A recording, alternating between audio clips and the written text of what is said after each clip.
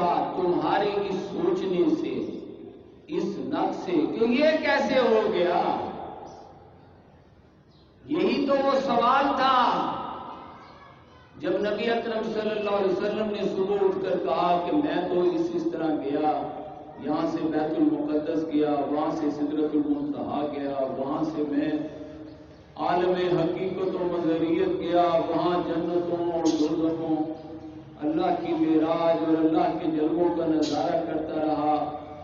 یہ کوئی ہزاروں لاکھوں سالوں کا سفر تھا، میں آ گیا واپس ویڈیو کو لائک کریں، شیئر کریں، چینل کو سبسکرائب کریں۔ جس پانی سے وضو کیا تھا وہ بقیہ پانی بھی ابھی بہہ ہی رہا تھا۔